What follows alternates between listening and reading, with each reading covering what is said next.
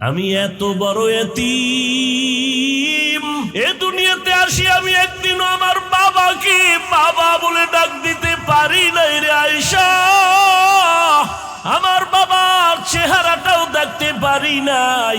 ওই দুঃখের সময় তো তুমি আয়েশা জানো না, ছিলা না আমার জীবনটা কেমন দুঃখে কেটেছে। ও আয়েশা জানো না, আমার 6 বছর বয়সে আমি আমার মাকেও হারায় অসহায় হয়ে গেছি। একটা সন্তান যখন বাবাকে হারায় মায়ের কাছে আশ্রয় নেয়, মনের ব্যথা বলে। আবার যদি মাকে হারায় বাবার কাছে আশ্রয় নেয়। ও আয়েশা তুমি জানো না, আমি দুনিয়াতে আসিয়া বাবাকে পাইলাম না, 6 বছরে আমি মা হারা হয়ে গেলাম। আমার তখন মাথার ছায়া সুতালি। ওই দাদার পাশে আমি ঘুমাইতাম, মাঝে মাঝে মা মা বলে চিৎকার দিতাম। আমার মায়ের আদর থেকেও আমি বঞ্চিত। 8 বছর বয়সে আমার দাদাকেও আমি হারায় গেলাম। আমার এখন দাদাও নাই। ও আয়েশা, আমার বংশের সবাই আমার দুশ্মন, আপন বলতে কেউ নাই। দাদা চলে গেলেন চাচা আবু তালিবের হাতে রেখে। ও আয়েশা, ওই সময় আমার থাকার মতো ভালো জায়গা নাই, জীবনটা আমার বড় কষ্টের। সেই সময় আমার 25 বছর বয়সে আমি একজন নারীকে বিবাহের বন্ধনে নিয়েছি। আমার বয়স 25-40 বছরের নারী বিধবা, 2 স্বামী বিদায়ের পরে আমি একাধিক সন্তানের মা হওয়ার পরে আমার ঘরে আরবের রূপবতী গুণবতী এক নারী, ধনী টাকাওয়ালা খাদিজা রাদিয়াল্লাহু আনহা। ও আয়েশা তুমি জানো না, আমার ঘরে আসার পর আমাকে তার জীবনের সব সম্পদ হাদিয়া দিয়ে দিছে। আমি দিনের দাওয়াত দিতে যাইতাম, রাতের গভীর ঘরের কিনারায় এসে সালাম দিতাম, সাথে সাথে দরওয়াজা খুলে যেত। আমি মাঝে মাঝে আশ্চর্য হয়ে যেতাম, প্রশ্ন করতাম, হে খাদিজা আপনি কি ঘুমান না? খাদিজা চোখের পানি ছেড়ে কান্না করতেন, ও মায়ার নবী আপনি বড় এতিম, আপনার বাবা নাই মাও নাই। আমি খাদিজা যদি ঘুমায় যাই আপনার চারদিকে দুশ্মন, ঘরের দরজায় এসে যদি দাঁড়ায় কষ্ট পান আল্লাহ আমার উপরে বেজার হয়ে যাবে। এ কারণে আমি বিছানায় পিঠ লাগায় ঘুমাই না, রহমতের নবীর অপেক্ষায় আমি ঘরের দরওয়াজায় অপেক্ষা করি। ও আয়েশা, আমি হেরা পাহাড়ের গুহায় গিয়ে সেখানে আল্লাহর ধ্যানে সময় কাটাইতাম। 1 সপ্তাহ 2 সপ্তাহ পর্যন্ত আসতাম না। 1 সপ্তাহের নাস্তা নিয়ে যাইতাম। যখন আমি আসি না, রাস্তা নাই, সিঁড়ি নাই, এত উঁচু পাহাড়। আমার খাদিজা নিজে মহিলা মানুষ হেঁটে হেঁটে গিয়া পাহাড় বেয়ে উপরে উঠে আমাকে নাস্তার ব্যবস্থা করে দিয়ে আসতো। ও আয়েশা, ওই খাদিজার কথা আমার মনে পড়লে চোখের পানি ধরে রাখতে পারি না। আমার বংশের লোকেরা আমাকে 3টা বছর পর্যন্ত শিয়াবে আবু তালিবের মধ্যে গৃহবন্দী করে রাখছে। একটু পানি নাই, খানা নাই। আমি গাছের পাতা চাবায়া চাবায়া পেটের ক্ষুধা নিবারণ করেছি। খাদিজার উপরে কোনো ঝামেলা নাই, কিন্তু খাদিজা আমার মহব্বতে ঘর সারিয়া আমার সাথে এসে গাছের পাতা চাবাইয়া চাবাইয়া খেয়ে পেটের ক্ষুধা নিবারণ করেছে। আমার মহব্বতে আমার কষ্টকে তিনি ভাগাভাগি করে নিয়েছে। ও আয়েশা, ওই খাদিজার কথা মনে পড়লে আমি চোখের পানি ধরে রাখতে পারি না। যখনই মনে আসে আমার চোখ বেয়ে পানির ফোঁটা পড়ে। তায়েফের ময়দানে গেলাম দাওয়াতের জন্য।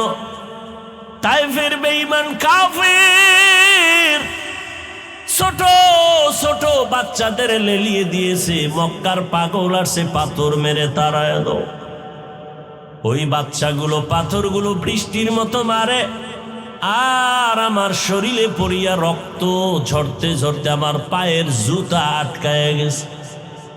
আমার শরীরে মশা মাছি পড়ে না, হারাম। আমার চোখ বেয়ে পানি পড়ে আর রক্তর ফোঁটা পড়ে। কাফেরের সন্তানেরা পাথর মারে, আমি কিচ্ছু বলি না। জিব্রাইল আমিন এসে বলেন, হে পয়গম্বর, এখন অর্ডার করবেন তায়েফের মানুষগুলো সব ধ্বংস করে দিব। আমি রহমতের নবী জিব্রাইল আমিনকে বলছি, খবরদার তায়েফের মানুষকে মারবা না, ওরা আমাকে চিনে না। যদি ওরা চিনতো, ওরা জানতো আমি ইয়তীম। ওরা যদি জানতো আমি অসহায়, ওরা যদি জানতো আমি জুলুম করার জন্য আসি নাই, তাহলে ওরা আমাকে মারতো না। একদিন বুঝে আসবে, চিনবে, সেদিন দিনের বড় উপকার হবে। ও এলাকার মুসলমান বাবারা, আল্লাহ তাআলার পয়গম্বর খাদিজাতুল কুবরা রাদিয়াল্লাহু আনহার জন্য এত পরিমাণ কান্না করেছেন। চাচা আবু তালিবের জন্য নবী কান্না করেছেন। ও পর্দার আড়ালের মা, আপনারা যদিও নবীদের স্ত্রী হতে পারেন নাই, তবে তাদের মতোই তো আপনারা নারী। খাদিজা রাদিয়াল্লাহু আনহার মতো নারী, ফাতেমা রাদিয়াল্লাহু আনহার মতো নারী, আয়েশা রাদিয়াল্লাহু আনহার মতো নারী। এরে আম্মা জান, কয়দিন আর দুনিয়ার রং তামাশার পেছনে ঘুরবেন? কোন দিন মরণ হবে, আজরাইল এসে জীবনটা নিয়ে যাবে জানা নাই। কয়েক মাস আগের কথা, বিদেশ থেকে টাকার বস্তা নিয়ে বাংলাদেশে আসছে, পরিবারে বেড়ায় আনন্দ করে আবার যাবে। এয়ারপোর্টে তার পরিবারের সবাই হাজির। গাড়িতে উঠিয়া বাড়ির দিকে রওয়ানা। বাড়ির কাছাকাছি যাওয়া মাত্র হঠাৎ ড্রাইভার গাড়িটা পানির মধ্যে ফেলে দিল।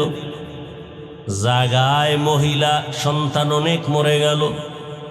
ওই বিদেশি বান্দা এখনো মরে নাই। মিডিয়ার সামনে চোখের পানি ছেড়ে কান্না করে। জীবনে মানুষ বিবাহ করে খেয়ে না খেয়ে পরিবার নিয়ে থাকার একটা আনন্দ আছে, আমি তাও পাই নাই। টাকার তাগিদে বিদেশ চলে গেলাম। আজ আমি টাকা অলংকার নিয়ে আসছি, কিন্তু আমি বাড়ি যাওয়ার আগে আমার কপাল কেন এত খারাপ। বাড়ির কাছাকাছি এসে আমার নিজের হাতের উপরে কলিজার সন্তানটা মরে গেল, আমার স্ত্রীও মরে গেল। আমি এখন ঘরে যাইয়া কি করব? কে আমাকে আনন্দ দিবে? আমার কলিজার সন্তানটাও চলে গেল, আমার বিবিও নাই। ও টেকনাফের মা বোনেরা, কয়দিন দুনিয়াটা কিছুই না, এখনো সময় আছে, তওবা করেন। আল্লাহর মোহাব্বত নিয়া 5 ওয়াক্ত নামাজ পড়েন। আপনার মতো কত মা এখনো আছে বেপরদায় চলে না, মোবাইলে সময় নষ্ট করে না, নামাজ ছাড়ে না। এরে আম্মা জানেরা, দুনিয়াতে আল্লাহ সন্তান দান করেছেন। একটা সন্তানকে আপনার খাঁটি আদর্শবান বানায় যান। ডাক্তার, ইঞ্জিনিয়ার, প্রফেসর বানাবেন, বাধা নাই। সন্তানটাকে আদবওয়ালা, আদর্শওয়ালা, নবীর আশেক বানায় যান। ডাক্তার হইয়াও যদি বান্দা কোরআন পড়নেওয়ালা হয়, জীবনটা ধন্য। ও আমার যুবক বাবা, কয়দিন দুনিয়ার এই বাহাদুরি, চোখের সামনে লাশ আর লাশ। এমন কোনো দিন নাই পানির নিচে, গাড়ির নিচে যুবকের লাশ নাই, ঘুমের বিছানায় লাশ নাই। কয়দিন আর বাঁচবা? এখনো কি তওবা করে দিনের পথে আসবা না?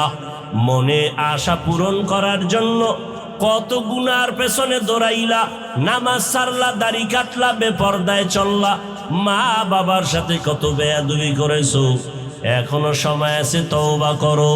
তোমার মতো কত যুবক জেনারেল লাইনে থাকিয়াও নামাজ ছাড়ে না, মা বাবার কথা শুনে চলে, ওলামায়ে কেরামের শ্রদ্ধা করে চলে। তুমি ডাক্তার হও, ইঞ্জিনিয়ার হও, প্রফেসর হও, তবে বেয়াদব হইও না, মা বাবার দোয়া নিয়ে চলিও। কারণ আল্লাহর কসম, মা বাবার চোখের পানি আর দোয়া ছাড়া জীবনে কোনো সন্তানের সফলতার দরজা খুলবে না।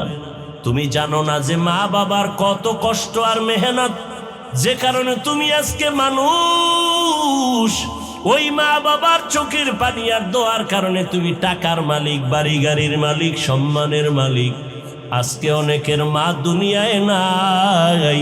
ওই মা বাবা তোমার আমার জন্য এত চোখের পানি ফেলেছেন, ওই মা বাবার জন্য তুমি কি এক ফোঁটা চোখের পানি ফেলে দোয়া করতে পারো না?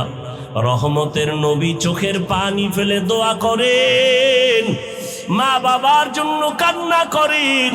রহমতের নবীও যদি কাঁদেন, তোমার আমার কপাল কেন খারাপ যে চোখে পানি আসবে না রে বাবা। চোখের পানি ছাড়া দুনিয়ার সফলতা নাই, আখিরাতেরও সফলতা আসবে না। আল্লাহ তাআলা বলেন, আমার আদালত বড় ভয়ঙ্কর। ওই ভয় অন্তরে জমা করিয়া দুনিয়াতে গুনাহ ছেড়ে তওবা করো, আল্লাহর কাছে কান্না করো, গুনাহ থেকে ক্ষমা চাও। চোখ দুইটা বন্ধ করলে দেখা যাবে আমার মতো গুনাহগারের জমিনে কেউ নাই। গুনাহের কারণে হাত না পাক, চোখ না পাক, জিহ্বা না পাক, অন্তর না পাক, আল্লাহর দরবারে ক্ষমা চাও, নামাজি হয়ে যাও, আল্লাহর কাছে সিজদা দিয়ে কান্না করো। আল্লাহ বলেন, বান্দা যখন কান্না করবে চোখের পানি ছাড়িয়া, গালের নিচে চোখের পানি যাওয়ার আগে আমি আল্লাহ তার জীবনের সব গুনাহ মাফ করে দিব। ভাইরা আমার, আল্লাহর নবী বলেন, ও আয়েশা, দুই কথা মনে পড়লে আমার বেশি কান্নার আওয়াজ। এখনো খাদিজার কথা মনে পড়লে কান্না করি। আর একটা বিষয় হলো, আল্লাহ যেই দিকে ইঙ্গিত করে বলছেন আমাকে ভয় করো, আমার আদালতের ভয়, গুনাহ ছাড়ো, ওই আদালতের কথা যখন আমার মনে পড়ে আমি চোখের পানি ধরে রাখতে পারি না। আমি রহমতের নবী কান্না করি, হাসরের ময়দান আমার উম্মতের কি উপায় হবে?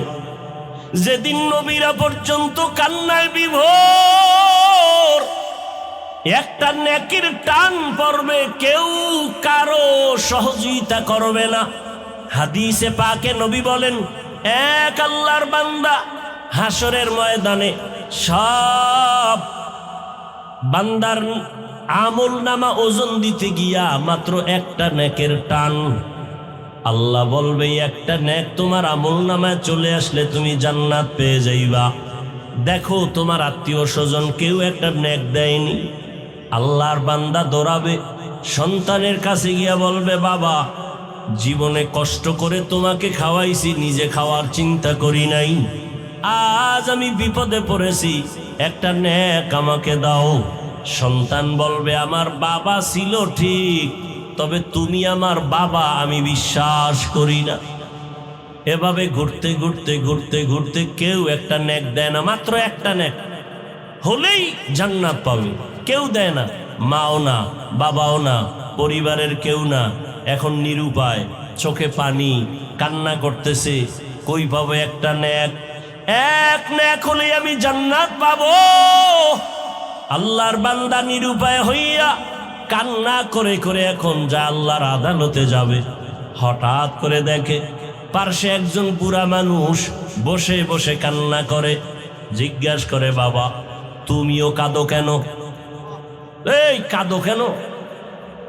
আমি কাঁদি একটা নেক পাইলে আমি জান্নাতে যাব, আমার কপাল খারাপ, আমার বাচ্চা সন্তান পরিবার কেউ আমাকে নেক দেয় নাই।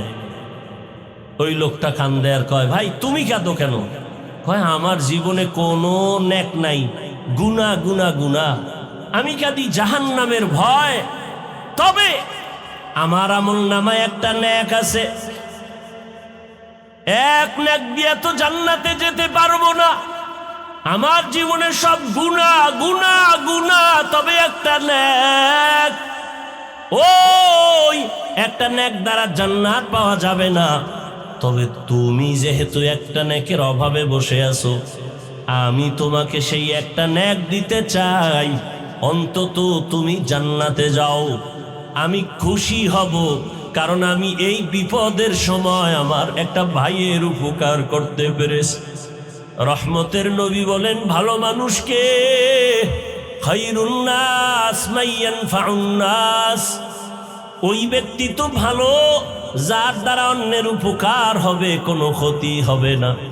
এই সময় তোমার মাও তোমারে সহযোগিতা করে না, বাবাও করে না, ভাই বোন করে না। আমি যেহেতু একটা নেকের দ্বারা জান্নাত পাবো না, আমার সব গুনাহ গুনাহ গুনাহ, তবে আমি একটা নেক যেহেতু আমার আছে, তোমারও একটা নেকির বড় অভাব, আমি আল্লাহর মোহাব্বতে ওই নেকটা তোমাকে দিয়ে দিলাম। আমার দিলটা এতটুকু শান্ত যে আমার একটা ভাইকে আমি উপকার করতে পেরেছি, এটাই আমার তৃপ্তি। বান্দা খুশি হইয়া ও একটা নেক নিয়ে আমার মালিকের আদালতে হাজির। আল্লাহ, তুমি দয়া করেছো, একটা নেক আমি পাই না, তবে পেয়ে গেলাম, তুমি আমারে জান্নাত দাও। আল্লাহ তো সব জানেন। আল্লাহ বলেন, নেকটা কি তোর মা দিছে? কয় না। বাবা দিছে নি? কয় না। তোমার সন্তান দিছে নি? কয় না। কে দিছে বলো? বলে আমার এক ভাই, তার সব গুনাহ গুনাহ, আমল নামায় কোনো নেক নাই, গুনাহ, তবে একটা নেক ছিল, সেই নেকটা আমাকে দিয়েছে। আল্লাহ বলবে, তারে আমার আদালতে হাজির করে দাও। এই বিপদের সময় কে তোমাকে একটা নেক দিয়া সহযোগিতা করেছে, আমার আদালতে হাজির করো। আল্লাহ পাকের অর্ডারে ওই আল্লাহর বান্দাকে আল্লাহর আদালতে হাজির করা হবে। আল্লাহ বলবেন, এই বান্দা, তুই এই ব্যক্তিকে নেক দিয়েছ কেন? এর মা, এর বাবা, এর আত্মীয় সন্তানেরা কেউ এই মুসিবতের সময় একটা নেক দেয় না, দিবে দূরের কথা, এ যে বাবা সন্তান স্বীকারই করে না। নেক দেওয়া তো পরের কথা, এই ব্যক্তি যে একজন মহিলার স্বামী, মহিলা স্বীকারই করে না, নেক তো পরে দিবে। তোমার এই লোকটা তেমন কোনো আত্মীয় না, তোমার ভাইও না, তুমি কিভাবে তারে একটা নেক দিছো? ওই বান্দা বলবে, হে দয়ার মালিক, জাহান্নামের গরম বড় কঠিন, ভয়ঙ্কর, সহ্য করা যায় না রে আল্লাহ। তবে আমার জীবনের একটা নেক আমল, আমি তো এই একটা নেক দিয়া জান্নাত পাবো না। এ কারণে আমি চিন্তা করলাম, আমার ভাইকে যদি একটু উপকার করে, এই নেক আমি দেওয়ার কারণে সে যদি একটু জান্নাতে যায়, জাহান্নাম থেকে বাঁচলো, বিপদ থেকে বাঁচাইতে পারলাম। আমার একটা নেকের দ্বারা আমার একটা ভাই যদি বিপদ থেকে বেঁচে যায়, আমার এটা তৃপ্তি, আর কিছু না, একটু সহযোগিতা করলাম। আল্লাহ তাআলা বলবেন, ফেরেশতা, একটা বান্দা তার ভাইকে যদি একটা নেক দিয়ে বিপদের সময় সহযোগিতা করে, আমি আল্লাহ তো এর থেকেও বড় দয়াময়, আমি আল্লাহ তো রহিম, আমি আল্লাহর এত দয়া, এত মায়া, আমি আল্লাহ পাক ওই একটা নেক দেনেওয়ালা বান্দাকেও এই দয়ার কারণে তাকেও জান্নাত দিয়ে দিলাম। আতিনা ফি দারে দুনিয়া না হাসান, আতিনা ফি দারে উকবা না হাসান, ইয়া গিয়াসাল মুস্তাগীসিন ইহদিনা লিফতিখারা বিল উলুমে ওয়াল গিনা, हर गौरी देने को तू तैयार है, जो न मांगे उससे तू बेजार है। وأما من خاف مقام ربه ونهى النفس عن الهوى فإن الجنة هي المأوى আল্লাহ তাআলা বলেন আমার আদালতে দাঁড়াইয়া হিসাব দেওয়ার ভয়ে যারা দুনিয়াতে এই গুনাহ থেকে নিজেরে বাঁচায় রাখবে আমি আল্লাহ তাকে বিনা হিসাবে জান্নাত দিয়া দিব।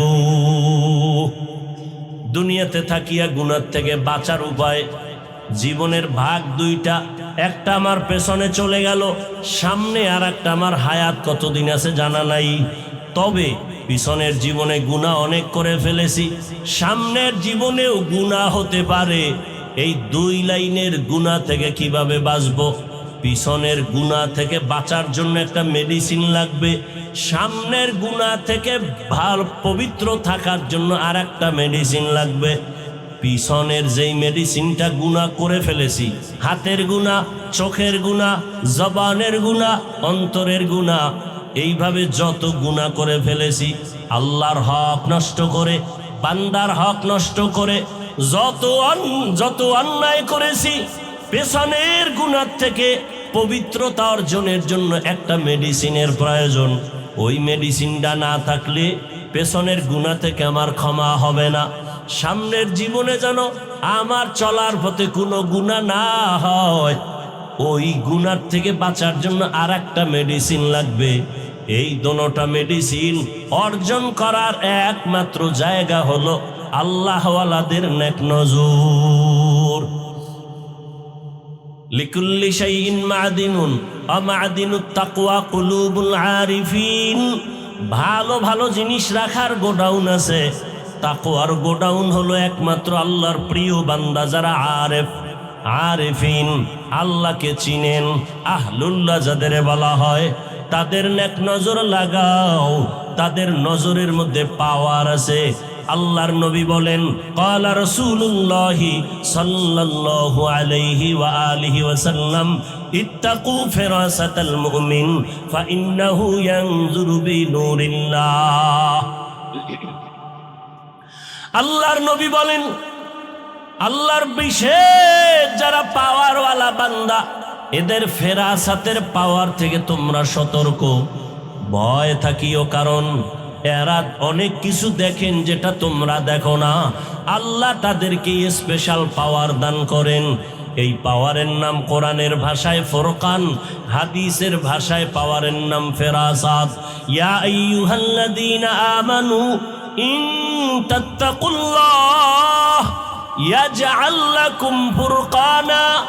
আল্লাহ তাআলা বলেন, ও মুমিন, তাকওয়ার উপরে মুজাহাদা করো, প্রচেষ্টা চালাও, আল্লাহ একটা পাওয়ার দান করবেন। এই পাওয়ারের নাম ফুরকান।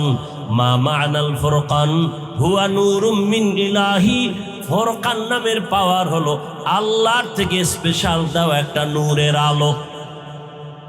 ওই আলোটা দিয়া বান্দা হক বাতিল নির্ণয় করে হকের উপরে আগাইতে থাকবে। এই ফুরকান নামের পাওয়ারটাকে হাদিসের ভাষায় বলে ফেরাসাত। ওসমান রাদিয়াল্লাহু তাআলা মসজিদে নববীর মধ্যে বয়ান করতেছেন, সাহাবায়ে কেরাম বসা। শেষের দিকে একজন সাহাবী বাজার থেকে গিয়া মজলিসের পেছনে বসলেন। ওসমান এক নজর দেখে আর নজর দেয় নাই।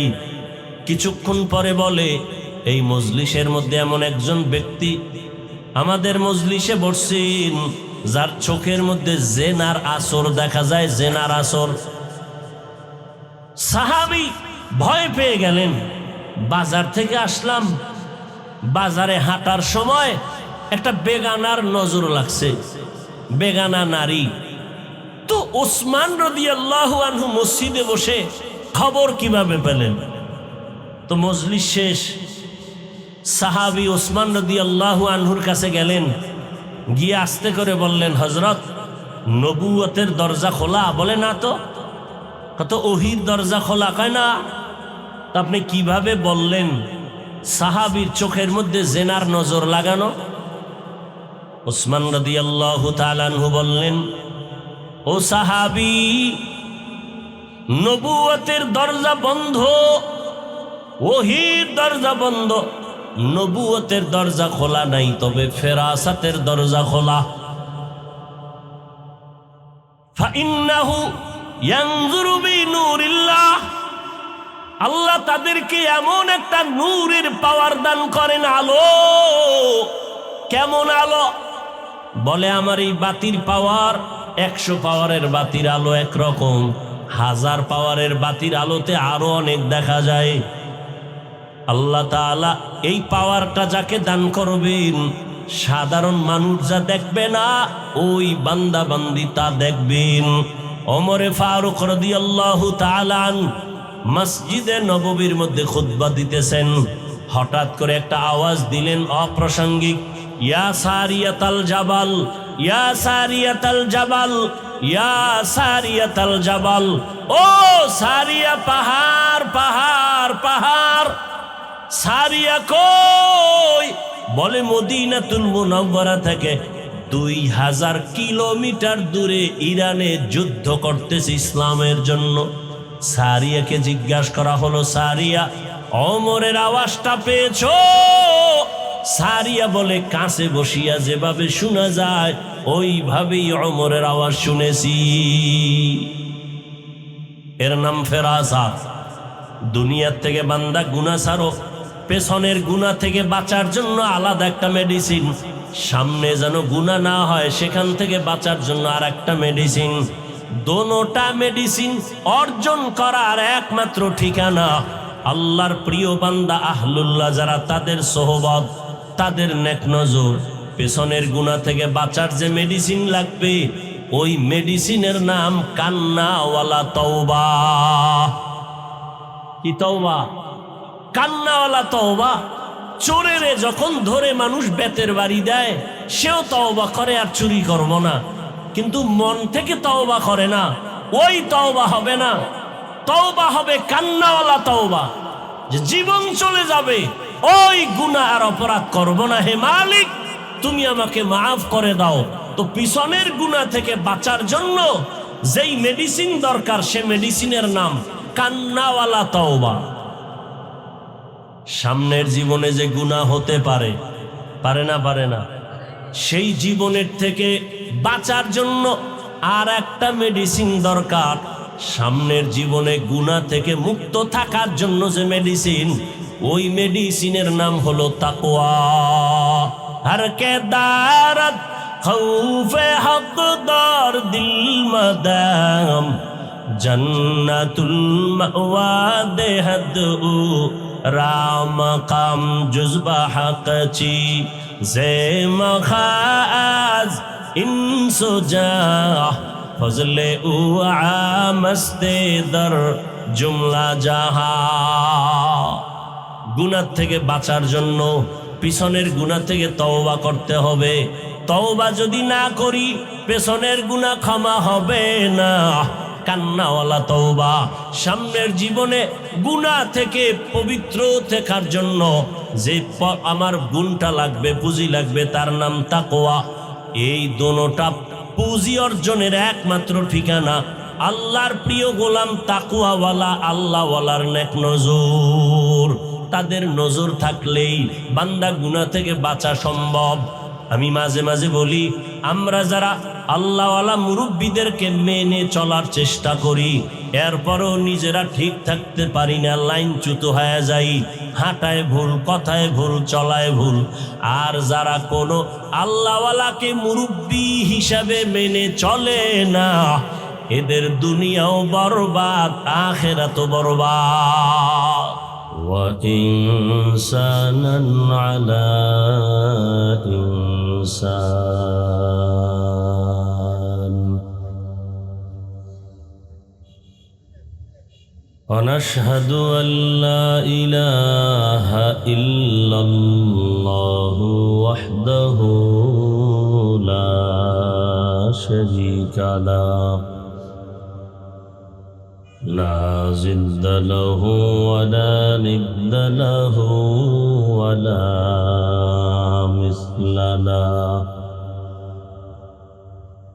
ونشهد أن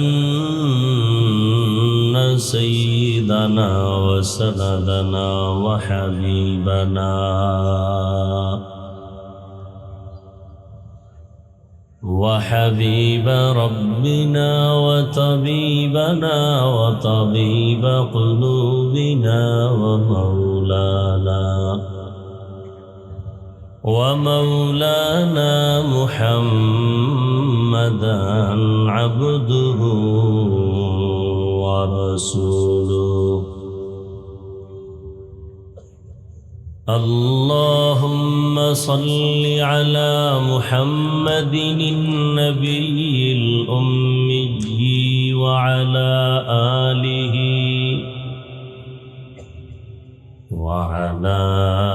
آله وسلم تسليما.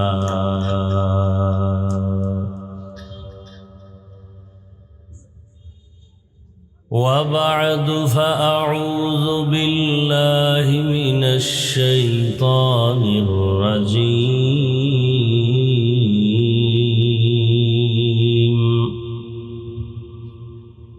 بسم الله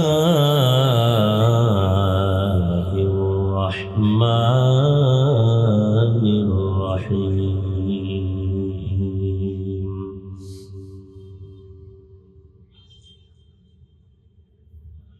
وأما من خاف مقام ربه ونهى النفس عن الهوى فإن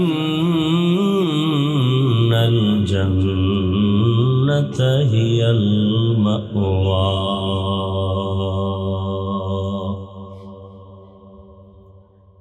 فقال رسول الله صلى الله عليه وآله وسلم: اتق المحارم تكن أعبد الناس. صدق الله مولانا العظيم وصدق رسوله النبي الأمي الكريم، ونحن على ذلك من الشاهدين والشاكرين والذاكرين،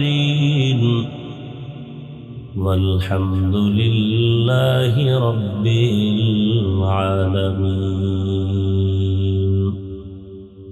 سبحانك لا علم لنا إلا ما علمتنا إنك أنت العليم الحكيم.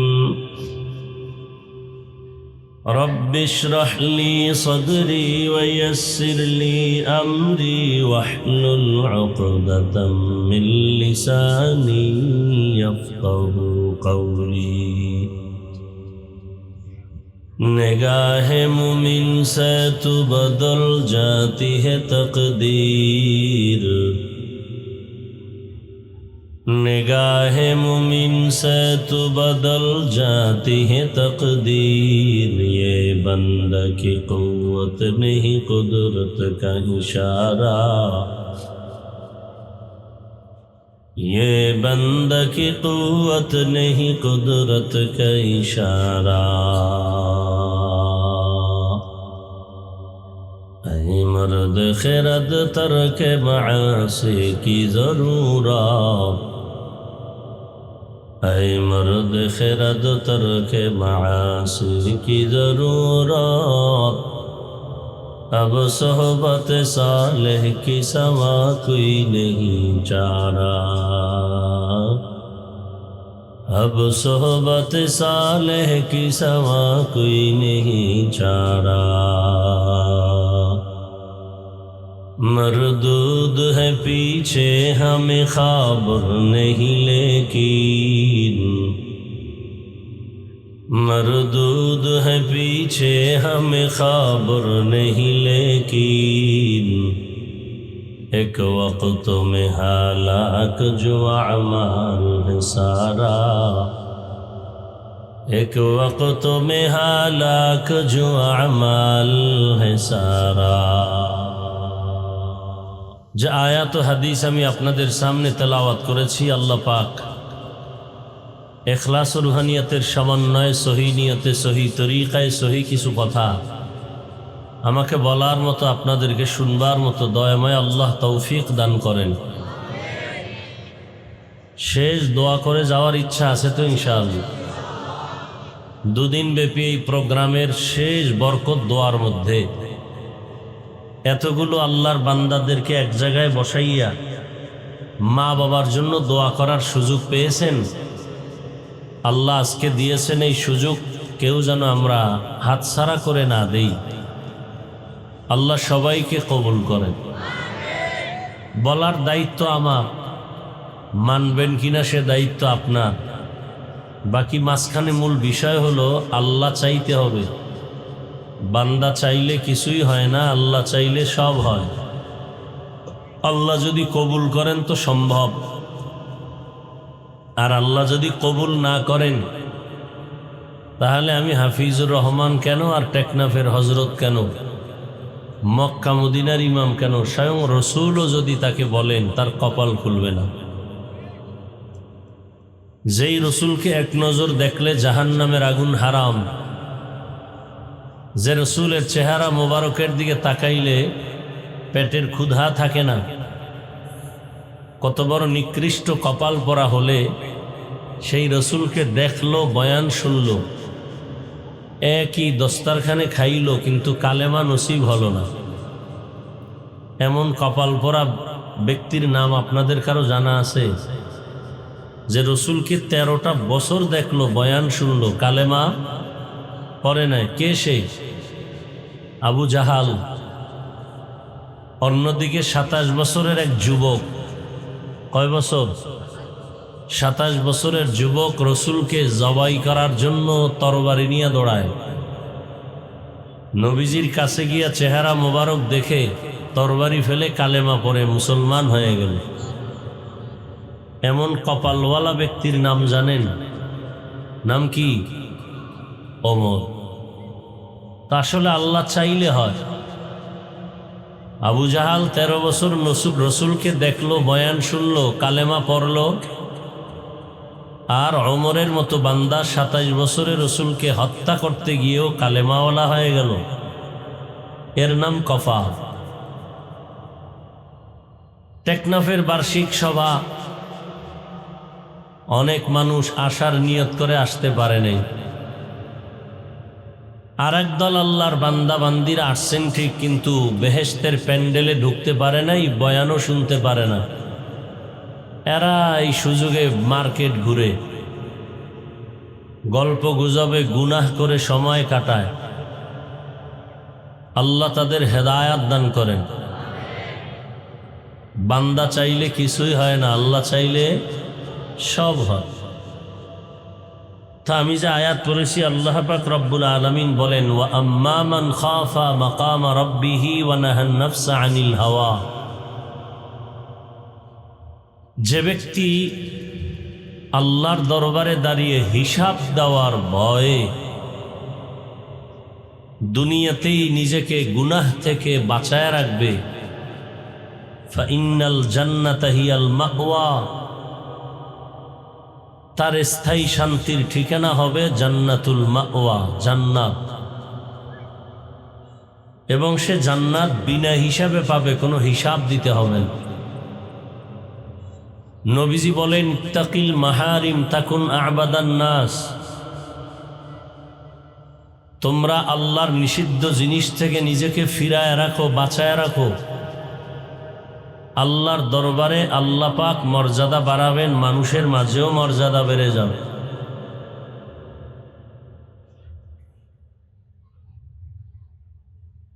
আয়াত হাদিসের তরজমার পরে এরপরে কিছু ব্যাখ্যা।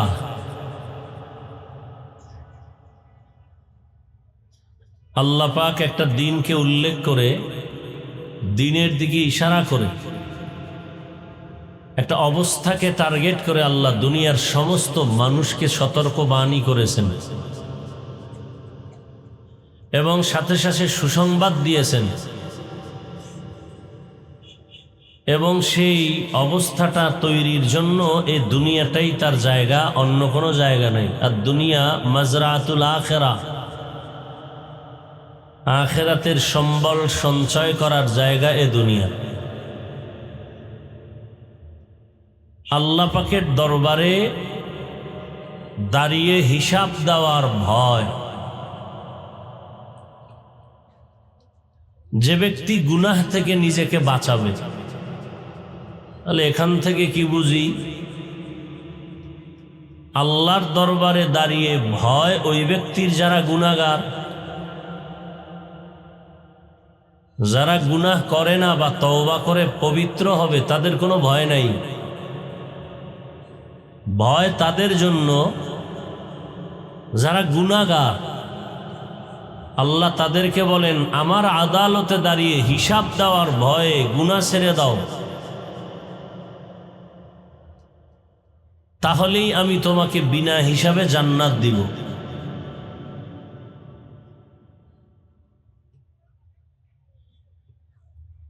দুনিয়াতে গুনাহ কি জিনিস সেটা বুঝার জন্য আলাদা কোনো বয়ানের প্রয়োজন হয় না। কোনটা ভালো, কোনটা মন্দ, কোনটা জায়েজ, কোনটা নাজায়েজ, কোনটা বৈধ, কোনটা অবৈধ, মোটামুটি আমরা অনেকটাই ওয়াকিফ হাল জানি।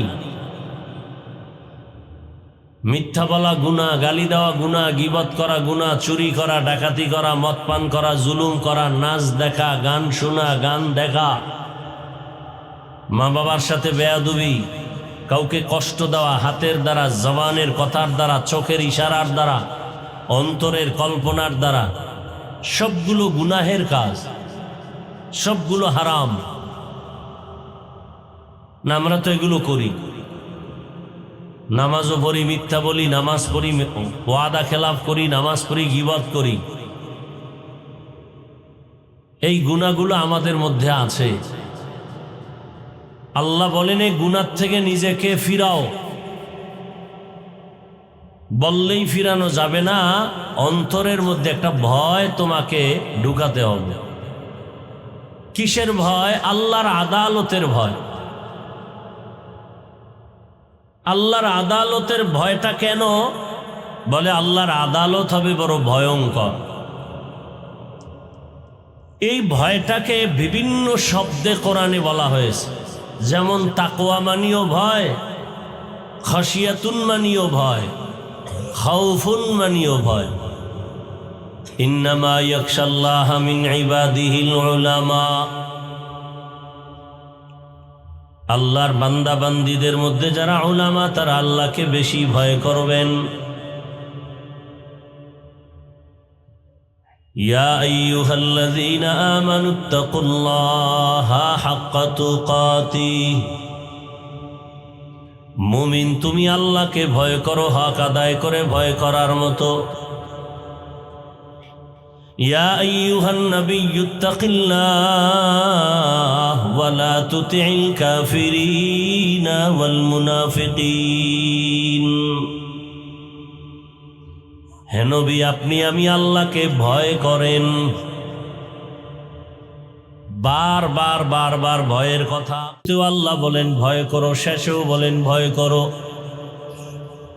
যালিকাল কিতাবু লা রাইবা ফীহি হুদাল লিল মুত্তাকিন।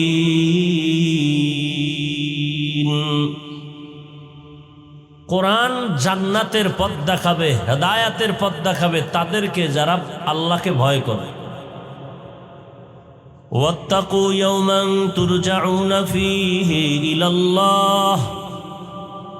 ভয় করো ওই দিনকে, যেদিন সব প্রাণী মানুষ সহ আল্লাহর আদালতে হাজির হতে হবে। বারবার আল্লাহ ভয় করতে বলেন। মহিলাদেরকেও আল্লাহ বলেন, কোন মহিলা? ইয়া নিসা আন নাবিয়্যি লাস্তুন্না কাহাদিম মিনান নিসা ইনিত্তাকাইতুন্না ফালা তাখদা'না বিল কওল ফায়াতমা'আল্লাযী ফী কলবিহি মারাদ ওয়া কুলনা কওলাম মা'রুফা। এই নবীর স্ত্রীগণ, আল্লাহর ভয় যদি অন্তরে থাকে তাহলে কথার মধ্যে মিষ্টি লাগায় কথা বলবা না। ডাইরেক্ট নবীর স্ত্রীদেরকে বললেন, ইনডাইরেক্ট সমস্ত নারীদেরকেই বলা হলো। বারবার আল্লাহ বলেন আমাকে ভয় করো। মুমিনকে বলেন আমাকে ভয় করো। আরো আশ্চর্যের বিষয় হলো যে রসুলের কোনো গুনাহ নাই। আমাদের নবীর কোনো গুনাহ আছে? এক কথায় কোনো নবীর কোনো গুনাহ নাই। সব নবীরা মাসুম, বেগুনাহ, নিষ্পাপ। সব আম্বিয়ায়ে কেরাম নিষ্পাপ, মাসুম, আর সমস্ত সাহাবায়ে কেরাম মাহফুজ, আল্লাহর সংরক্ষণের পর্দায় আটকানো। অতএব আম্বিয়ায়ে কেরামদের বিরুদ্ধে কোনো কলম ধরা যাবে না। ঠিক তেমনি ভাবে আল্লাহ রসুলের হাতে গড়া সাহাবায়ে কেরামদের বিরুদ্ধে কোনো কলম ধরা যাবে না। নবীরা গুনাহ করেন নাই, সাহাবায়ে কেরাম দুই একটা করে থাকলেও আল্লাহ ক্ষমার ঘোষণা দিয়া হেফাজতের প্যাকেট করে ফেলেছেন। তারা পবিত্র, তারা জান্নাতি। রাদিয়াল্লাহু আনহুম ওয়া রাদু আন, যালিকা লিমান খাশিয়া রাব্বাহ। জমিনের মধ্যে যারা উলামা, তারা আল্লাহকে ভয় করবেন। অন্যেরাও করবে, তবে আলেমরা বেশি করবে। নবী যে নবীর গুনাহ নাই, যে নবীর জন্য আমার আল্লাহ নিজে আশেক। মূসা নবী আল্লাহর বন্ধু, ঈসা নবী আল্লাহর বন্ধু, ইব্রাহিম আদম আল্লাহর বন্ধু, সব নবী রসুল আল্লাহর বন্ধু। আপনার আমার নবীও আল্লাহর বন্ধু। তবে ব্যবধান হলো, সব নবী রসুল আমার আল্লাহ তাআলার আশিক, আর আমার আল্লাহ নিজে হলেন মুহাম্মদের আশিক। ব্যবধান আছে না নাই? সব নবী রসুল আল্লাহর আশিক। আল্লাহ কার আশিক? রাহমাতুল লিল আলামিনের আশিক। সেই নবীকে আল্লাহ তো আলাদা করে বানাইছেন। আল্লাহ সেই নবীকেও বলেন আমাকে ভয় করেন। বারবার আল্লাহ বলেন আমাকে ভয় করো। কোরআনের শুরুতেও তাকওয়া ভয়, কোরআনের শেষের আয়াতেও তাকওয়া ভয়। এমন কোন পৃষ্ঠা কোরআনের নাই বললেই চলে যে ভয়ের আওয়াজ নাই। খাউফুন মানিও ভয়, খাশিয়াতুন মানিও ভয়, তাকওয়া মানিও ভয়। পুরুষেরাও বলে আল্লাহ, আল্লাহকে ভয় কর। নারীদেরও আল্লাহ বলেন আমাকে ভয় করো।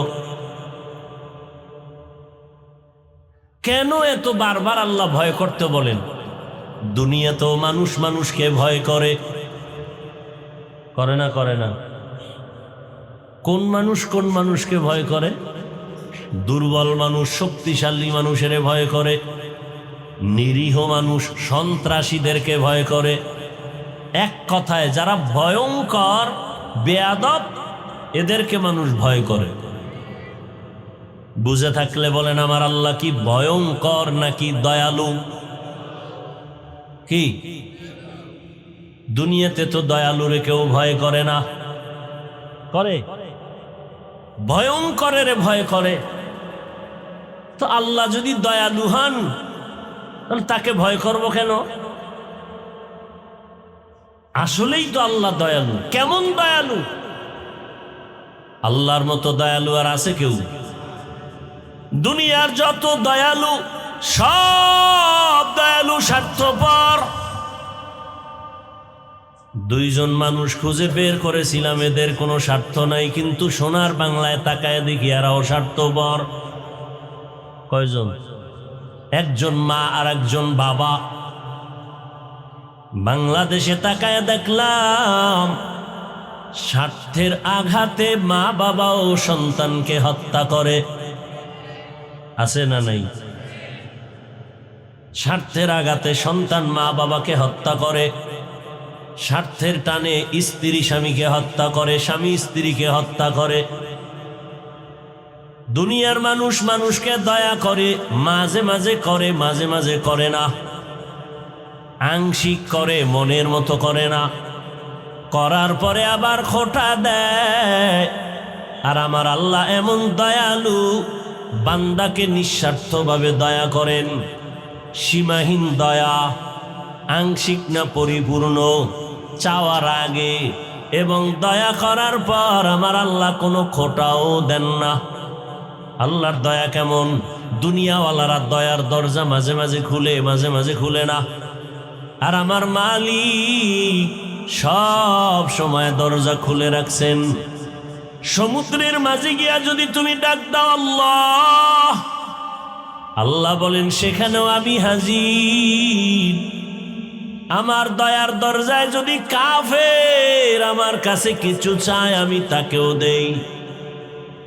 আমি আল্লাহ কারো কম দেই না। আমার দয়া কাফেরও নেয়, বিধর্মীও নেয়, মুমিনেও নেয়। আমি স্বার্থপর না। এ কারণে যেই গাছের ফল মুমিন খাওয়ার স্বাধীনতা আছে, ওই গাছের ফল বেঈমানেও খাওয়ার স্বাধীনতা আছে। মুমিন যেই নদীর মাছ খায়, বেঈমানেরাও খায়, বাধা নাই। কেন? আমি আল্লাহ এত বড় দয়ার মালিক। যদি স্বার্থপর হইতাম, যারা আমার দেওয়া সূর্যের আলো, চাঁদের আলো, পানি, বাতাস, জমিনের ফসল, গাছের ফল খাইয়া আমি আল্লাহ মানে না, নামাজ নাই, রোজা নাই, তেলাওয়াত নাই, আমি আল্লাহ যদি স্বার্থপর হইতাম, আমি ঘুমের ঘরে ওদের মেরে ফেলতাম। আমি স্বার্থপর না, যে কারণে আমি ওদের মারি না, বরং বারবার ডাক দেই। ফজরের সময় ডাক দিলাম, আসসালাতু খায়রুম মিনান নাওম। ঘুমের চেয়ে নামাজ ভালো। আর তুমি ঘুমাইও না, ঠিকমতো পড়িলে নামাজ জান্নাত তোমার ঠিকানা। আমার প্রাণের ভাই বোনেরা, জলদি করে উঠে যাও, ওযু করে তাড়াতাড়ি নামাজ পড়তে লেগে যাও। আহা নবী বেনামাজির শাফাআত করিবেন না, ঠিকমতো পড়িলে নামাজ জান্নাত তোমার ঠিকানা। আমার প্রাণের ভাই বোনেরা, জলদি করে উঠে যাও, ওযু করে তাড়াতাড়ি নামাজ পড়তে লেগে যাও। আহা নবী বেনামাজির শাফাআত করিবেন না, ঠিকমতো পড়িলে নামাজ জান্নাত তোমার ঠিকানা। ঘুমের চেয়ে নামাজ ভালো, আর তুমি ঘুমাইও না, ঠিকমতো পড়িলে নামাজ জান্নাত তোমার ঠিকানা। ফজরে ডাক দেওয়া হলো, বান্দা তুই হাজিরায় যাও নাই, নাক টেনে ঘুমিয়ে আছো, কারণ সারা রাত মোবাইলে আকাম করেছো। ফজরের আগে ঘুমায় গেছো, নামাজের খবর নাই। আমি আল্লাহ তোরে ডাক দাওয়াইলাম, তুই হাজিরা দাও নাই। আমি আল্লাহ বেজার না হইয়া আবার জোহরের নামাজে ডাক দিলাম, হাইয়া আলাস সালাহ। জোহরের নামাজেও তুই হাজির হও নাই রে মুমিন। আমি আল্লাহ বেজার না হইয়া আবার আসরের সময় ডাক দিলাম, হাইয়া আলাল ফালাহ। আসরেও তুই নাই। আমি আল্লাহ রাগ না, আবার মাগরিবে ডাক দেওয়ার আয়োজন করলাম, মাগরিবেও তুই আসো নাই। এশার নামাজে আবার ডাক দিলাম, তুই আসো নাই। এইবার আমি নিজে রেডি হয়ে গেলাম, আমি তোরে ডাকার জন্য আসতেছি। রাতের যখন গভীর, দুনিয়ার সব ঘুমন্ত নীরব, গাছের পাখিরাও ঘুমায়, নদীর মাছও ঘুমায়, কোনো আওয়াজ নাই। ঘরের মানুষও সব ঘুমায়, জমিন সব নিস্তব্ধ, আসমানও ঠান্ডা, জমিন ঠান্ডা, একটা কোনো আওয়াজ নাই। মানুষ ঘুমে বিভোর হয়ে আছে। ওই সময় আমি আল্লাহ ঘুমাই না, লা তাখুযুহু সিনাতু ওয়ালা নাওম। আমি আল্লাহ আমার আদরের গোলামদেরকে ডাকার জন্য আমি আল্লাহ প্রথম আসমানে হাজির হয়ে গেলাম। অতিও গভীর হয় রজনী, যখন নীরবে প্রভুর নাম জপিও তখন। প্রভুর করুণা যদি পাইবারে চাও, গভীর রাতে উঠে প্রভুর গুণগান গাও। আল্লাহ কোথায় আছেন? প্রথম আসমানে এসে বান্দাকে ডাকেন। মুয়াজ্জিন ডাকছে, যাও নাই, এখন আমি ডাকতে আসছি। আলা আমি মুস্তাগফিরিন ফাগফির আলা। এ অপরাধী গুনাহগার, কি পরিমাণ গুনাহ করেছো, আয় আমার কাছে ক্ষমা চা। এখন ক্ষমা চাবি, চোখের পানি ছেড়ে দিবি। চোখের পানিটা গালের নিচে যাওয়ার আগে তোর জীবনের গুনাহগুলো মাফ করে দিব।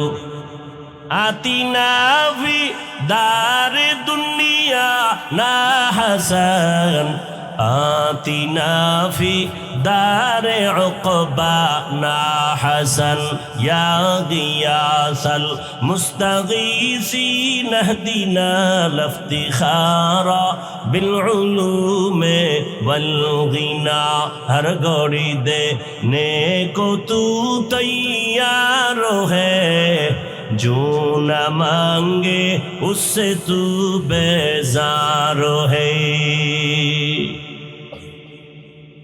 আমি আল্লাহ গভীর রাত্রে ডাক দিলাম, আলামিন মুস্তারজিকিন ফারজুকা।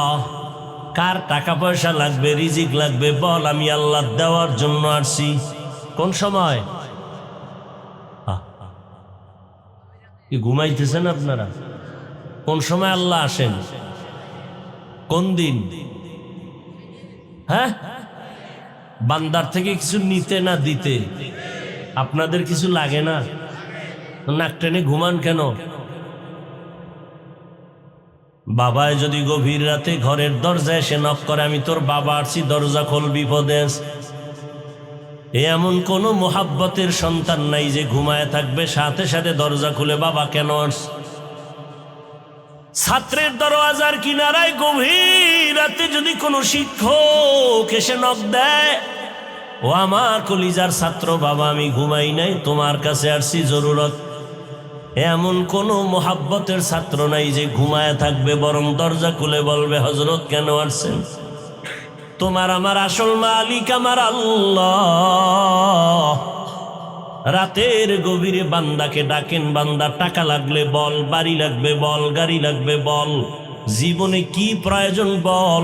রহমতের নবী বলেন, একটা জোতার ফিতাও যদি ছিঁড়ে যায়, আমার আল্লাহর কাছে বলো, আমার আল্লাহ কুদরতের দরজা খুলে দিবে।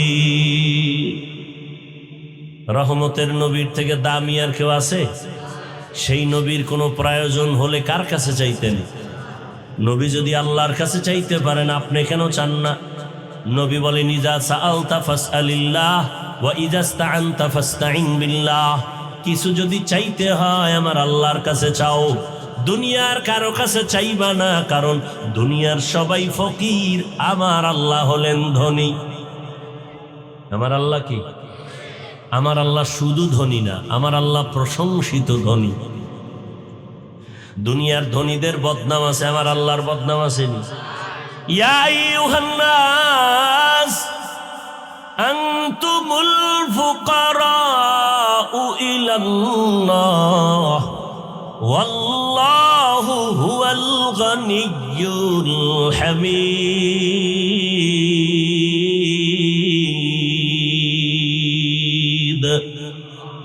गर तवक्कुल मी कुनी हर सुबह शाम, मेरा सानद रिज़्क़ तू अज़ला मकाम जुज़्बा हक़ ची ज़े मखाज़ इन सुजा फज़ले उ आमस्ते दर जुमला जहां। এতক্ষণ আলোচনায় কি বুঝলেন? আমার আল্লাহ ভয়ঙ্কর না দয়ালু? দয়ালু রে কেউ ভয় করে না, ভয়ঙ্করের ভয় করে। আল্লাহ যেহেতু দয়ালু, তো আল্লাহকে কেন ভয় করব? অথচ আল্লাহ শুধু ভয় না, নবীরও আল্লাহ বলে, নবী আপনি আমাকে ভয় করেন। ইয়া আইয়ুহান নাবিয়্যুত্তাকিল্লাহ ওয়া লা তুতি'ল কাফিরিনা ওয়াল মুনাফিকিন। হে নবী আপনি আমাকে ভয় করেন, কাফের মুনাফিকের অনুসরণ করবেন না। নবীকেও আমার আল্লাহ বলেন আমাকে ভয় করো, নারীদেরও বলেন আমাকে ভয় করো, দুনিয়ার সব মানুষেরও আল্লাহ বলেন ভয় করো। ইয়া আইয়ুহান নাসু তাকু রাব্বাকুম, ও দুনিয়ার মানুষ তোমাদের রবেরে ভয় করো। দুনিয়ার সব মানুষকে বললেন, বেঈমানকেও বললেন, মুমিনেরও বললেন। ইয়া আইয়ুহাল্লাযীনা আমানুত্তাকুল্লাহা ওয়া কুলু কাওলান সাদীদা, বারবার আল্লাহ মুমিনকে বলেন ভয় কর, ভয় কর। আল্লাহ বারবার কেন ভয় করতে বলেছেন? অথচ আল্লাহ হলেন দয়ালু, আল্লাহ তো ভয়ঙ্কর না। আল্লাহ কেমন দয়ালু, যার কোনো তুলনা নাই। আল্লাহ পাকের দয়া ছাড়া জমিনে কেউ চলার উপায় নাই। আমরা যে রাতের বেলা ঘুমিয়ে যাই, সকালবেলা ঘুম থেকে উঠার জন্য কার দয়া লাগে? আল্লাহ যদি দয়া না করেন ঘুম থেকে উঠা সম্ভব না। আল্লাহর হুকুমে নিঃশ্বাস ভেতরে যায়, আবার হুকুম দিলে বাহিরে আসে। যদি আল্লাহ হুকুম না দেয় নিঃশ্বাস আর চলবে না। হসপিটালের মধ্যে রোগীরে নিয়া নাকের মধ্যে অক্সিজেনের পাইপ লাগায় রাখছে, আইসিইউতে ঢুকাইছে, মিনিটে মিনিটে বিল উঠে। 1 ঘন্টা আইসিইউতে ঢুকলা এত টাকা, 2 ঘন্টা এত টাকা। অক্সিজেন না থাকলে বাঁচবে না। কিন্তু দেখছেন নি, চোখে দেখা গেল পাইপ লাগানো, কিন্তু আমরা যেই হাঁটা চলা করি, চলাফেরা করি, এর মধ্যে 1 সেকেন্ডে আমার মাওলার অক্সিজেন বন্ধ আসেনি। আল্লাহরে কয় টাকা বিল দিছেন? 24টা ঘন্টা ঘুমাইয়া আছেন, সেখানে অক্সিজেন লাগে না? কথা বলেন না কেন? তাহলে পাইপ ছাড়া আল্লাহ পাক টোটাল একটা আইসিইউর মধ্যে আমাদের রাখছেন। 5 মিনিট যদি অক্সিজেন বন্ধ হয়ে যায়, বান্দা আর বেঁচে থাকার কোনো উপায় নাই। আল্লাহ কয় হসপিটালে ঢুকিয়া, আইসিইউর মধ্যে ঢুকিয়া লক্ষ লক্ষ টাকা অক্সিজেনের বিল দাও। আমি আল্লাহ তোরে 24 ঘন্টা অক্সিজেনের মাঝে রাখছি, কয় টাকা বিল দিছ? দিছেন 1 টাকাও? আল্লাহ বলে বিল লাগবে না, বরং তোর কল্যাণে তুই 5 ওয়াক্ত নামাজ আদায় কর, মা বাবার খেদমত কর, ওলামায়ে কেরামের পরামর্শ নিয়ে চল, আমার হুকুম মেনে গুনাহ থেকে নিজেরে বাঁচায় চল। আমি আল্লাহ তোকে দুনিয়ায় বাদশা বানাবো, পরকালে বিনা হিসাবে জান্নাত দিব। গুনাহ থেকে নিজেকে বাঁচাইও। কেন? আল্লাহ ভয়ঙ্কর না, এটাই সত্য। তবে মুফাসসিরিনে কেরাম বলেন না, আল্লাহ একটা সময় বান্দার জন্য বড় ভয়ঙ্কর হবেন। সেই দিন হবে কিয়ামতের দিন। আল্লাহ ওই দিন এমন ভয়ঙ্কর হবেন যে নবীদের গুনাহ নাই, তারাও কান্না শুরু করবে ভয়ে। সেদিন এতটা আল্লাহ রাগান্বিত হবেন, এই পুরা জমিন হবে কিয়ামতের মাঠ, আরাফার ময়দান হবে আল্লাহর এই স্টেজ বা আদালত। কেউ বলেন সিরিয়ার জমিন হবে আদালত, গোটা দুনিয়ার জমিনটা হবে কিয়ামতের মাঠ। সমতল জমিন, মানুষগুলো সব, নারী পুরুষ সব উলঙ্গ দাঁড়াবে। আম্মা জান আয়েশা রাদিয়াল্লাহু আনহা বলেন, ইয়া রাসূলুল্লাহ, মানুষ উলঙ্গ সব নারী পুরুষ একসাথে দাঁড়াবে, লজ্জা লাগবে না? নবী বলেন, হাসরের মাঠ এত ভয়ঙ্কর হবে, কেউ কারো দিকে তাকাবার হুঁশ হবে না। মানুষগুলো উলঙ্গ দাঁড়িয়ে যাবে। আল্লাহ বলবে, সূর্যটা নিচে নেমে আসো। সূর্যটা নিচে এসে তাপ দেওয়া মাত্র মাটির জমিনটা পুড়িয়া তামা হয়ে যাবে। অপর দিকে জাহান্নামের চিৎকারের আওয়াজ। জাহান্নাম চিল্লায় বলবে, আল্লাহ গুনাহগার গুলো আমার পেটে দাও, আমার পেটে বড় ক্ষুধা। বেনামাজি গুলো দাও। আল্লাহ অর্ডার করবেন, 70,000 ফেরেশতারা শিকল লাগায়া ধরে রাখ, জাহান্নাম যেন আমার দিকে আসতে না পারে। যদি আমার আদালতের দিকে আগায় যায়, আমি বিচার করতে পারবো না। 70,000 শিকল জাহান্নামের গলায় লাগায়া ফেরেশতারা পেছনে টেনে ধরবে, তারপরও রাখতে পারবে না। নবীজি বলেন সেদিন আল্লাহ ভয়ঙ্কর রূপ ধারণ করবেন। আল্লাহ এমন এক ভয়ঙ্কর রূপ ধারণ করে, কুদরতি আওয়াজ, জবানের রাগান্বিত আওয়াজ, লিমানিল মুলকুল ইয়াউম লিল্লাহিল ওয়াহিদিল কাহ্হার। নবী বলেন আল্লাহর কুদরতি আওয়াজে হাসরের ময়দানটা থরথর করে কেঁপে উঠবে। এমন কঠিন হালাত, নবীদের কান্না এমন ভাবে শুরু হয়ে যাবে, উম্মতেরও চিন্তা থাকবে না। আদম নবীও কাঁদবেন, মুসা নবী কাঁদবেন, ঈসা নবী, আদম, নূহ নবী কাঁদবেন, ইব্রাহিম নবী কান্না করবেন। আম্মা জান আয়েশা রাদিয়াল্লাহু আনহা বলেন, নবী তখন আপনি কি করবেন আর উম্মতের কি হালাত হবে? রহমতের নবী বলেন, নবীদের কান্না দেখা উম্মতেরাও বেকারার হয়ে যাবে। আদম নবীর কাছে যাবে, সুপারিশের জন্য পারবে না।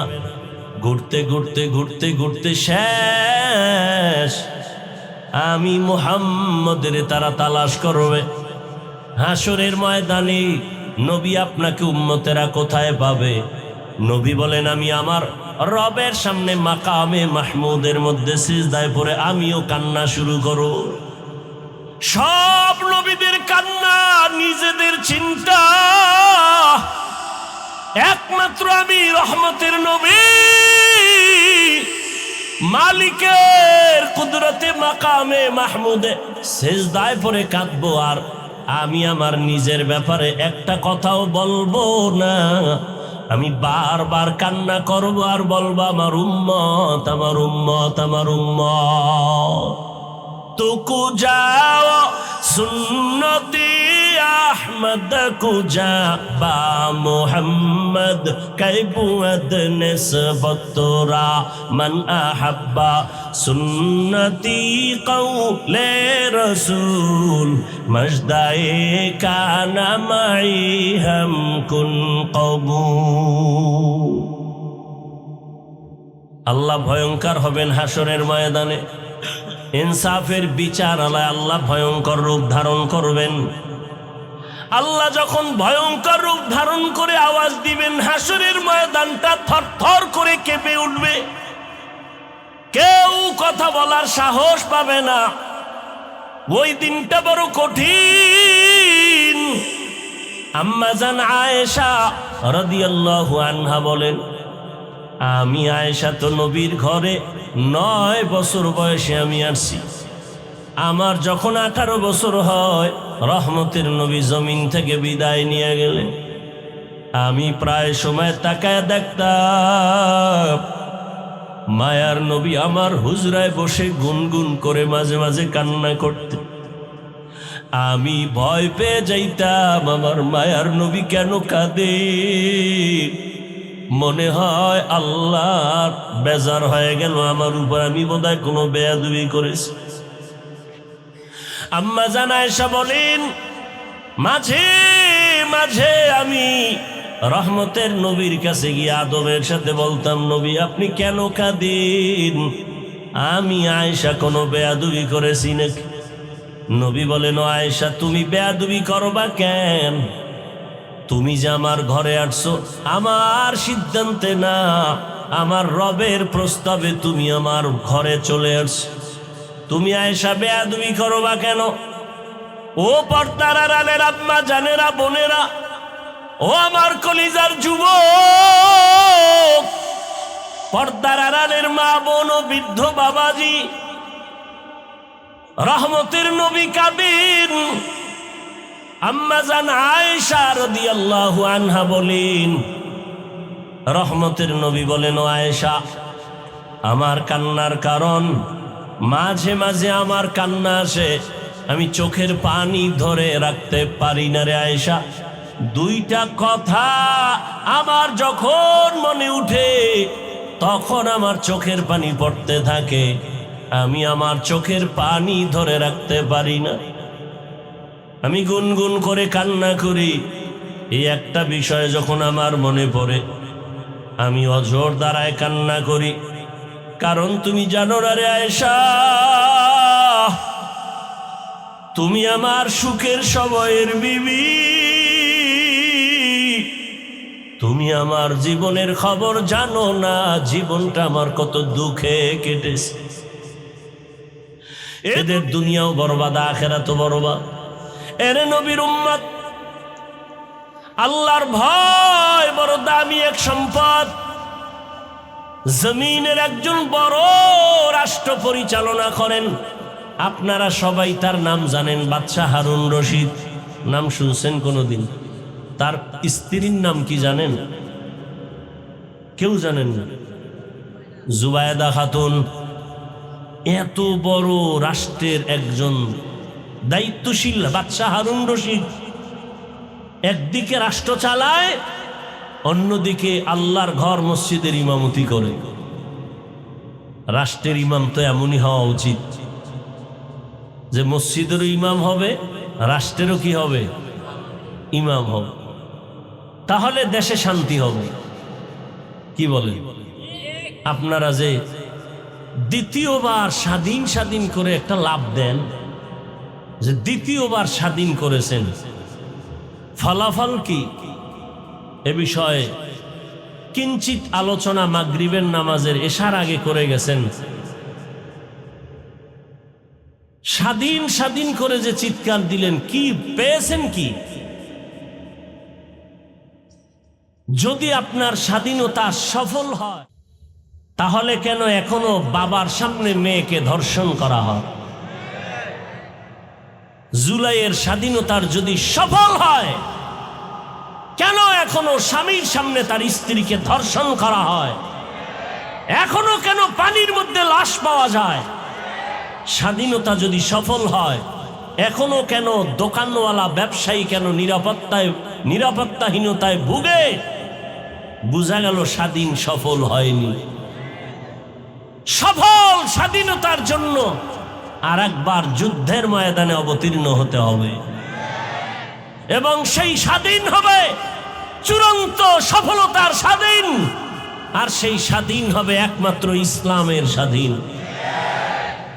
ইসলামের স্বাধীন যতদিন হবে না, ততদিন পর্যন্ত আল্লাহর কসম চাপাবাজি চলবে, জমিনে শান্তি আসবে না, কোনদিন আসবে না, আল্লাহর জাতের কসম। কারণ আমি প্রায় সময় উদাহরণ দেই, লঙ্গি চিনেন? লঙ্গি, এই যে লঙ্গি পরেছি, লঙ্গির মধ্যে গোবর লাগার কারণে পাক না পাক? কথা বলেন না কেন? গোবর চিনেন তো? এখন এই লঙ্গির গোবর পাক করার জন্য ব্যবস্থা লাগবে না? কি লাগবে? বেশিরভাগ পানি। কি লাগবে? এখন অচেনা পথে আপনি পানি তালাশ করতেছেন, কাপড়ের গোবর ধোয়ার জন্য আপনি পাইতেছেন না। আধা ঘন্টা ঘুইরা ঘাম অস্থির হয়ে বসে আছেন, তো একজনে বলে, ভাই তুমি এত পেরেশান কেন? বলে, আমার কাপড়ে গোবর লাগছে, পাক করা দরকার, পানি পাই না। বলে, আরে তুমি পাগল নাকি? তুমি এদিক সেদিক পানি তালাশ করো কেন? তোমার নিজের কাছেই তো স্পেশাল পানি আছে না নাই? ওই পানির নাম কি? পেশাব। কারে ভাই তুমি এই বুদ্ধিটা আগে আধা ঘন্টা আগে দাও নাই কেন? কইছিলে? তুমি যদি আধা ঘন্টা আগে বলতা তো আমার এত মেহনত করতে হতো না। উনি প্রস্রাবের পানি দিয়া ওনার কাপড়ের গোবর ধুয়ে ফেলছে। বলেন তো কি পরিমাণ পাক হলো কাপড়? সত্য কথাটা বলেন, পাক হয়েছে না নাপাক আরো ছড়ায় গেল? তাহলে গোবরের নাপাক ধুইতে গিয়া যদি প্রস্রাবের নাপাক পানি দিয়া ধুইতে যায়, তাহলে পাক হয় না, আরো নাপাক ছড়ায়। ঠিক যেই লোকটা সুদ খায়, ঘুষ খায়, দুর্নীতি করে, ধর্ষণ করে, খুনি, চরিত্রহীন এমন একটা মানুষকে যদি বলো আমার টেকনাফ এলাকাটা পবিত্র বানায় দাও, তাহলে পবিত্র হবে না আরো নাপাক ছড়ায় যাবে? আরো নাপাক ছড়ায় যাবে। সহজ কথা, কোনো প্যাচ নাই, কোনো ঝামেলা নাই। আমরা ওলামায়ে কেরামরা কখনো বলেন আমাকে এমপি মন্ত্রী বানাও, এখানে আমাদের বসার ওই চেয়ারের মূল্য নাই। ওলামায়ে কেরামকে আল্লাহ যে স্থায়ী সম্মান দিছেন, এর থেকে আর বড় সম্মান প্রয়োজন হয় না। তাহলে এরপরও আলেমরা মাঠে কেন ভোট চাওয়ার জন্য প্রস্তুতি নিতেছেন? একমাত্র কারণ, ওখানে বসে যে চুরি করে এটা বন্ধ করতে হবে, মানুষের উপরে জুলুম করে সেটা বন্ধ করতে হবে। তারা যদি বন্ধ করে তো আলহামদুলিল্লাহ, আর হুজুর যাওয়ার দরকার নাই। বরং কিন্তু তারা করবে বলে কোনো আশা পাওয়া যায়? একজনে তেঁতুল খায়, বলে ভাই কেমন লাগে? বলে আমার ঠোঁটের মিসকলে বুঝো না এটা কেমন, টক না ঝাল। তাহলে সমাজের পবিত্রতা অর্জনের জন্য কারে দিয়ে কি হবে এটা আগের থেকেই বোঝা যায়। তার চরিত্র তাক বলে দেয়, তার আখলাক বলে দেয়, তার ব্যবহার বলে দেয়।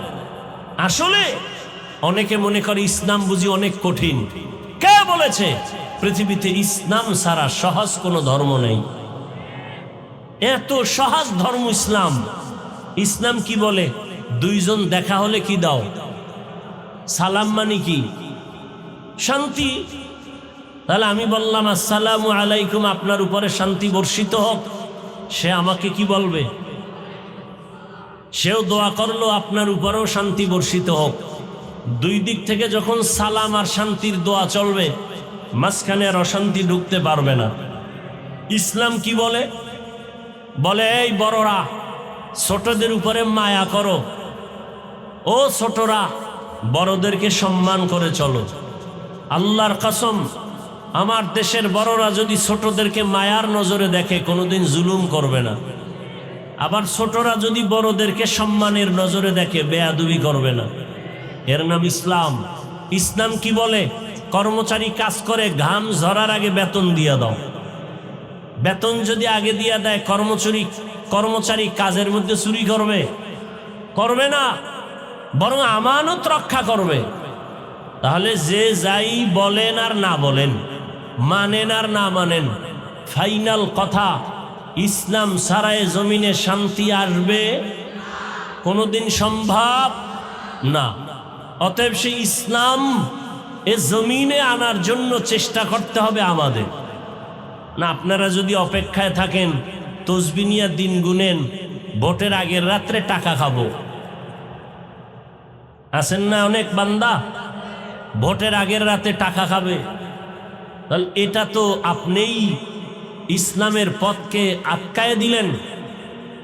এই টাকা খাওয়া হালাল না হারাম? জোরে বলেন।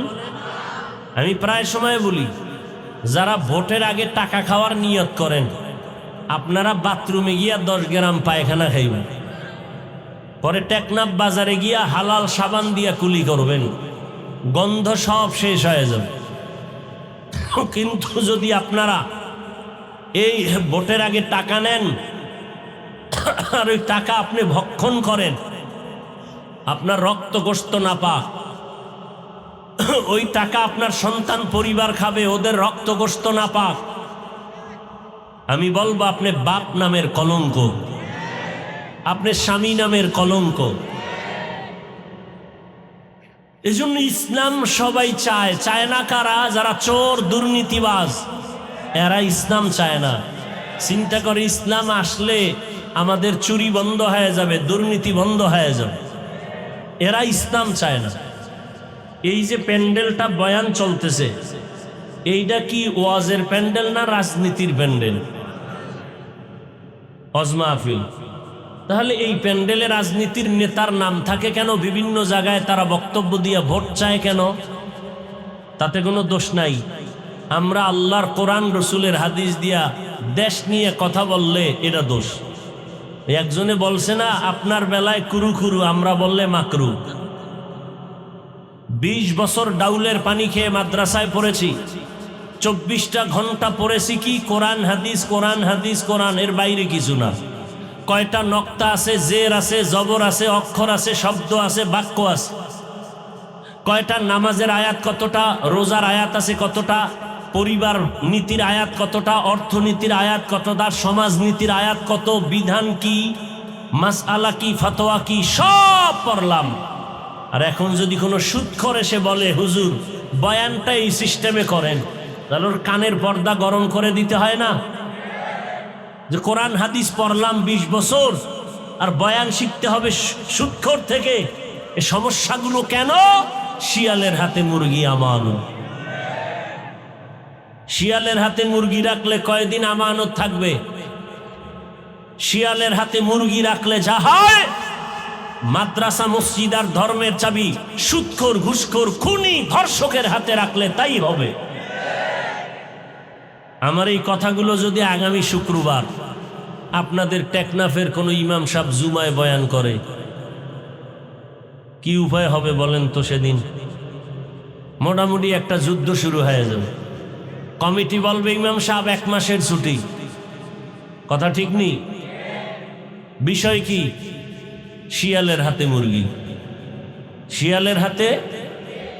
এজন্য মুরগি আমানত দেওয়ার আগে হিসাব করেন। এখন কিন্তু কলমের দাম নাই, কলমের আঙ্গুলের টিপের দাম। কিসের দাম? এই জন্যই আঙ্গুলের টিপটার মূল্য আছে না নাই? অতএব আপনি যদি আদর্শবান মানুষ হয়ে থাকেন, এই টিপটা দেওয়ার আগে এই হাতটাকে জমজম পানি দিয়ে ধুইবেন, আর ভাববেন এই টিপটা এমন কোনো ব্যক্তিকে দিব না যে আমার টিপের পাওয়ার পায় আমার বোনের উপরে হামলা করবে। আমার আঙ্গুলের টিপ এমন জায়গায় দিব না যে আমার এই আঙ্গুলের টিপের পাওয়ারের ব্যবসার উপরে আগুন লাগায় দিবে। টিপ দেওয়ার আগে ভাবতে থাকেন এমন জায়গায় টিপ দিব যে টিপের পাওয়ারের মাধ্যমে আমার দেশ শান্ত হবে, জনগণ শান্তিতে থাকবে, ইসলাম নিরাপদ থাকবে, মাদ্রাসা মসজিদ আলেম ওলামারা নিরাপদ থাকবে। আল্লাহ বুঝার তৌফিক দান করেন। রাগ করলেন আপনারা? বলে ধর্মের মধ্যে রাজনীতির মধ্যে ইসলাম টানবেন না। আপনাকে কে বলল ধর্ম আর রাজনীতি আর ইসলাম আলাদা? এই কথা আপনাকে কে বলল? আমাদের রাজনীতি ইসলাম, আমাদের অর্থনীতি মানে ইসলাম। ইসলামের বাইরে অর্থনীতি নাই, ইসলামের বাইরে সমাজনীতি নাই, ইসলামের বাইরে রাষ্ট্রনীতি নাই। সব কিছুর মাঝে আমাদের ইসলাম। কেমন মিলানো? আমি বলি সূর্যের সাথে আলো যেমন মিলানো, ফুলের সাথে ঘ্রাণ যেমন মিলানো। ফুল থেকে ঘ্রাণ সরিয়ে গেলে যেমন ফুল থাকে না, রাজনীতির থেকে ইসলাম আলাদা হলে ওটা রাজনীতি থাকে না, দুর্নীতি আর পেটনীতি হয়ে যায়। হ্যাঁ, আপনি রাজনীতি করেন না সেটা ভিন্ন। আমি বর্তমানে ইসলামী রাজনীতির কোনো দায়িত্বে নাই। তার মানে কি আল্লাহর কোরআনে যা আছে তার বিরোধিতা করব? এখানে বহু আল্লাহর বান্দা নামাজ পড়েন না ঠিক মতো, তার মানে কি আপনি নামাজ বিরোধিতা করেন? না, নামাজ না পড়া এক জিনিস, নামাজের বিরোধিতা করা আর এক জিনিস। যে নামাজ পড়ে না সে মুমিন, অন্তরে আগ্রহ আছে পড়বে, আর যে নামাজ পছন্দ করে না সে বেঈমান। যে দাড়ি রাখে না সে মুমিন, যে দাড়ি পছন্দ করে না সে বেঈমান। যে পর্দা করে না সে মুমিন, যে পর্দা পছন্দ করে না সে বেঈমান। যে ইসলামের রাজনীতি করে না ঠিক কিন্তু মুমিন, করবে, মনে আগ্রহ আছে, কিন্তু যে ইসলামী রাজনীতির বিরোধিতা করবে সে বেঈমান। আল্লাহ বুঝার তৌফিক দান করেন। আল্লাহ আমাকেও হেদায়াত দান করেন, আপনাদেরকেও হেদায়াত দান করেন। ভাইরা আমার, 2 দিনের মাহফিলের মূল বরকত কোথায়? দোয়া। এই দোয়ায় মা বাবার জন্য, দেশের জন্য, প্রবাসীদের জন্য, সবার জন্য দিল খুলে দোয়া। প্রতি বছর আমি এখানে আসি আপনাদের দোয়া নিতে, বিশেষ করে আমার হজরতের দোয়া। দোয়া করবেন, আখিরি মোনাজাত দিবেন, 2 দিনের শেষ দোয়া।